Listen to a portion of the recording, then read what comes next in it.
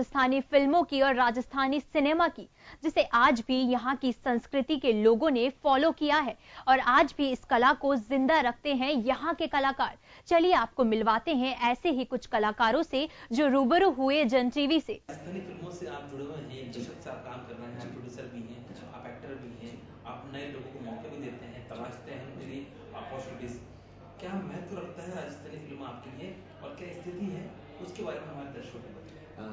ये संभव है मैं राजस्थानी में बात करूं? जी जरूर, बिल्कुल। ये है कि आपनी इंडस्ट्री यानी आपनी राजस्थानी इंडस्ट्री जगह में बहुत ज़्यादा काम होने की ज़रूरत है और विशेष तौर पर आप के बहुत सी चीज़ों थोड़ा भटक रहे हो। ज़रूरत है करंट अफेयर्स पर काम करने की, यानी जगह मुद्दा थोड़ा ज्वलनशील हुआ है, मैसेजेस जगह में हुए लोग ने आप इन टाइप के मैसेजेस दे पाओ जिसकी आपकी ज़रूरत है बाकी वर्तमान की।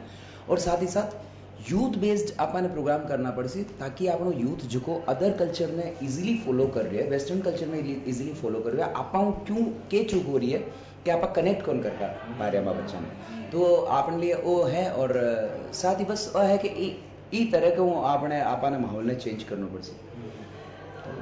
राजस्थानी फिल्म की अगर हम बात करें और राजस्थानी कल्चर की बात करें तो अगर हम दूसरी प्रादेशिक जो फिल्में हैं जी उनसे अगर हम कंपैरिजन करते हैं जी तो कहाँ हम अपने आप को कमतर समझते हैं या कहाँ हम अपने आप को उनसे बेहतर समझते हैं? देखिए, बेहतर की जहाँ तक बात आती है, मुझे जहाँ तक लगता है कि हमारा कल्चर बहुत ज़्यादा रिच है, बहुत ज़्यादा रिच है और यहाँ तक कि इतना रिच है कि साउथ वाले हमारा कंटेंट यूज़ करके फिल्में बना देते हैं, बट हम लोग एक चीज़ के लिए बहुत ज़्यादा कमज़ोर हो जाते हैं और वो है हमारी जो राजस्थानी भाषा के प्रति लोगों की जो सोच है, जो कनेक्टिविटी कम हो पा रही, उसका बहुत बड़ा एक मैं मानता हूँ कि ये एक बहुत बड़ा कारण है, एक बहुत बड़ा रीज़न है जिसकी वजह से हम दर्शकों तक नहीं पहुँच पाते हैं। और सेकेंडली एक चीज़ और मैं जहाँ तक जानता हूँ, हमारी राजस्थानी फिल्मों का प्रमोशन, उस पर हम लेक हो जाते हैं, हम पीछे हो जाते हैं। एक प्रोड्यूसर के नाते हमें ये चीज़ें समझनी बहुत ज़रूरी हैं कि हम जो काम कर रहे हैं, हम जिस काम का जितना बजट लेते हैं उसका कम से कम दोगुना नहीं भी तो 1/3 बजट ऐसा होना चाहिए जो हम प्रमोशन पर खर्च करें, उसकी प्री प्लान एक एजेंडा बना कर चलें। देश सबसे पहले तो ये कि आर्टिस्ट जो होता है, अगर आप आर्टिस्ट बन रहे हो तो पहले तो ये भूल जाओ कि मुझे फ्यूचर में SR या अमित जी बनना है, क्योंकि हमारे ड्रीम्स जब बड़े होते हैं ना, जब हमारे सपने बहुत ज़्यादा बड़े होते हैं तो उन्हें अचीव करने में हमारी एक्सपेक्टेशन खुद से भी बहुत ज़्यादा हो जाती है। या तो आप अपना लक्ष्य ऐसा निर्धारित करो जिसमें आप अपने लक्ष्य के अकॉर्डिंग वर्कआउट करो, तब आप मंजिल तक आसानी से पहुंच सकते हो। सेकेंडली, जितने भी युवा अभी आर्टिस्टिक लाइन में आ रहे हैं, अच्छी बात यह है कि बहुत सारे चैनल्स आपने देखा होगा, रिवोल्यूशन आ गया, क्रांति आ गया। अभी सिर्फ एक दूरदर्शन पे बेस्ड नहीं है, जैसे आपका जन टीवी ले लीजिए, एक माध्यम बन रहा है इन दिनों में, राजस्थानी संस्कृति कला को आप लोग प्रमोट कर रहे हैं, तो ये जो है ये हमारे लिए बहुत ही अच्छी बात है। इस तरह से हमें जब जरिया मिल रहा है तो हमें उसे प्रॉपरली अपने टैलेंट को कैश करने के लिए हमें थोड़ी मेहनत करनी पड़ेगी। और जितने भी युवा हैं उनसे यही कहना चाहूँगा, हिम्मत कभी मत हारिए। आपकी जो यात्रा है ये राजस्थान से शुरू होकर, धोरों से शुरू होकर अब भोजपुरी में जा पहुंची है। आपकी यात्रा की शुरुआत के बारे में बताइए और आपने जिस तरह से सफलता के परचम गाड़े हैं उस सफलता के बारे में बताइए। जी बिल्कुल फिरोज जी, मैं सबसे पहले तो सबको बताना चाहूंगी कि मेरी स्टार्टिंग हिंदी से थी जी। मेरी पहली फिल्म थी मिस्टर मजनू, और उसके बाद मुझे अचानक से माटी का लाल मीना गुजर, जब आपने सुना होगा कि राजस्थान में मीना और गुजरों की काफी सारी चीजें हो रही थी, उस वक्त मेरी फिल्म आई थी, अपनी फिल्म आई थी माटी का लाल मीना गुजर, वहां से मेरी फर्स्ट लॉन्चिंग हुई और मतलब राजस्थान के लिए मेरी पहली फिल्म हुई थी। उसके बाद उन लोगों को मेरा काम बहुत पसंद आया तो मुझे फिल्म मिल गई भवरी। क्या बात है। जो आप सबने देखा भी होगा कि भवरी मर्डर केस पे जो फिल्म थी, लेकिन स्टोरी वो नहीं थी, लेकिन टाइटल उसका भवरी था, तो वो मुझे बहुत क्लिक किया। हाँ, उसके भी काफी सारे गाने एक राम राजस्थानी जी ने लिखे हैं।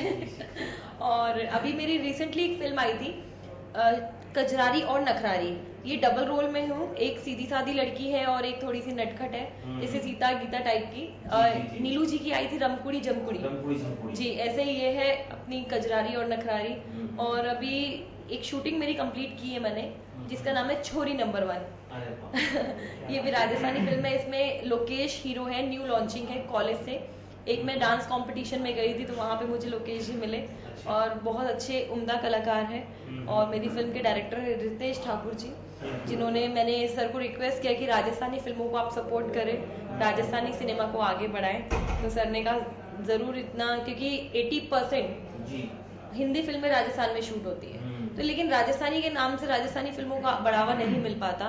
लेकिन हम लोग सबसे उम्मीद तो नहीं कर सकते, हम लोग अपनी शुरुआत कर सकते हैं, तो इसलिए मैंने प्रोडक्शन हाउस भी खोला है नेहा श्री एंटरटेनमेंट का, ताकि नए लोगों को मैं चांस दे सकूं, क्योंकि किसी ना किसी ने मुझे भी कभी हेल्प की होगी जो मैं आज यहाँ तक है, तो मैं भी चाहती हूँ कि उन लोगों की मैं हेल्प कर सकूं जिनके पास कोई प्लेटफॉर्म नहीं है। मुझे बहुत तकलीफ होती है, राजस्थान के कलाकार बॉम्बे में जाके अपना घर परिवार छोड़ के काम कर रहे हैं, मिल नहीं पाते, लेकिन राजस्थान के नाम पे उनके पास कुछ नहीं होता है, तो इसलिए मैंने अपना प्रोडक्शन हाउस खोला है कि मैं उनके लिए अच्छी फिल्में बना सकूं, अगर वो इस लायक है तो मैं उनके लिए अच्छा प्लेटफॉर्म ला सकूं।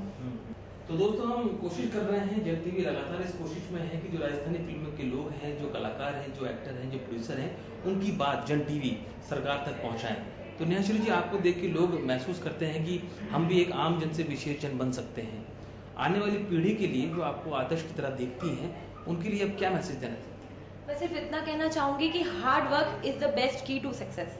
आपको कोई शॉर्टकट तरीका काम नहीं आएगा लाइफ में, कोई रिलेशंस काम नहीं आएंगे। अगर आपके अंदर टैलेंट है और आपके अंदर हार्ड वर्क है, तो एक ना एक दिन आपको मुकाम जरूर मिलेगा, बेशक धीरे मिले, सब्र का फल बोलते हैं हमेशा मीठा होता है, तो जरूर मिलेगा। मैं मुश्किल से मेरी 10 फिल्में होगी राजस्थान में, लेकिन 10 फिल्मों में भी लोगों ने मुझे इतना प्यार दिया है, जबकि भोजपुरी में मेरी 25 से 30 फिल्में हैं, हो सकती 30 से भी ऊपर ही होगी, मेरे को काउंटिंग भी नहीं याद है कितनी फिल्में मैंने की है उसमें, लेकिन जो प्यार यहाँ पे मुझे 10 फिल्मों में मिला है वो एक अलग ही प्यार है। और मैं राजस्थान फिर से यही कहूंगी कि थोड़ा सा अगर सरकार फिल्म लाइन के लोगों को सपोर्ट करे, फिल्म लाइन सिर्फ उन 5 लोगों के लिए नहीं है, फिल्म लाइन पूरा राजस्थान एक हमारी सेट है, लोग बाहर से आके राजस्थान लोकेशन को यूज करते हैं, राजस्थानी फिल्मों के नाम पे कुछ नहीं है मतलब, लेकिन होना चाहिए। हम लोग भी बाहर जाते हैं तो हमें भी गर्व हो कहने में कि हाँ मैं भी राजस्थानी कलाकार हूँ, जबकि मैं भोजपुरी में जाती हूँ, मैं बोलती हूँ आई एम राजस्थानी